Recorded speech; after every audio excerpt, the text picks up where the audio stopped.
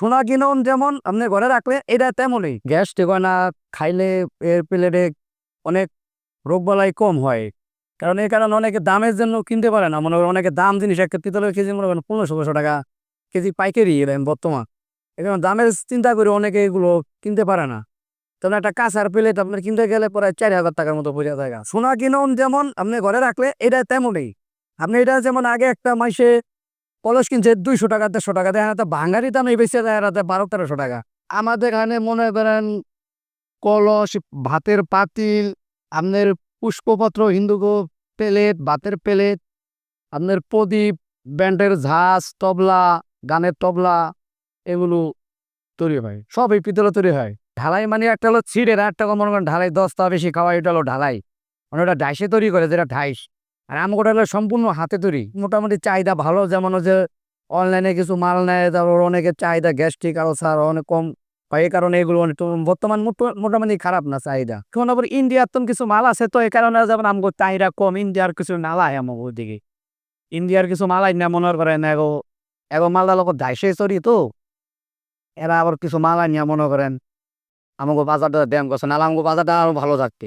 ধরো পাইকারি main sell Banshi বাজার, এই বংশী বাজার। আর আপনার পাইকারি চট্টগ্রাম কিছু আছে, আউট পাইকারি আছে, হ্যাঁ বিভিন্ন জায়গায় আছে। এই কারখানাটা বিক্রমপুর আর সৈরতপুর, আর এই জায়গায় এছাড়া কোথাও নেন।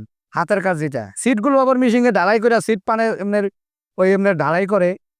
ওই যে আমার কারখানা আছে ওটা ভাঙ্গারি, যেটা ভাঙ্গারি আছে না, ওটা নতুন সিট করে যেমন এরকম সিট বানায়, এমন সিট বানায় একটার পর একটা আছে। মানে গোলানের পর এটা খাই দিম, খাই দেওয়ার পর কান্দা নামাম, কান্দা নামার পর মনে থরুড়া বড়া লাগে, ওটা কান্দা বড়া লাগে, বড়ার পর আবার 2টা থরুড়ান লাগে, 2টা থরুড়ে আবার অনেক কাজ আছে ওটার।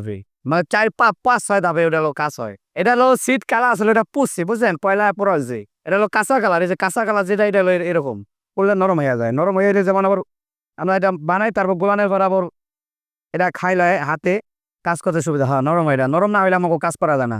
এখন এটা হলো পানদান, যেটা পান খায়, এটা পানদান। হ্যাঁ এটা পানদান। এটা সিট গুলাইতেছি 40 কেজি বানাইতে পারি একদিনে, 40 কেজি মাল বানা যায়। আবার অন্য অন্য মাল যেমন এইগুলো আছে আপনার আপনার 6-7 কেজি 5 কেজি 6 কেজি বানা যায়।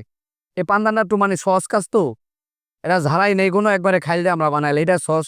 ওগুলো তো কিছু কাজ আছে কঠিন, কাজের উপরে ডিপেন্ডেন্স, কাফের মানে একটা মজুরির কাজের উপরে ডিপেন্ডেন্স আমাকে। এটার নিচে আবার একটা তলা বেটা জ্বালাই হবে, স্বর্ণের কালারের মতন জ্বালাই হইয়া আমরা এটা বানাই। আর একটা কলসে আপনার 6টা পার হয়, যেটা একটা কলস বানাই, এটা আমরা 6টা পারে।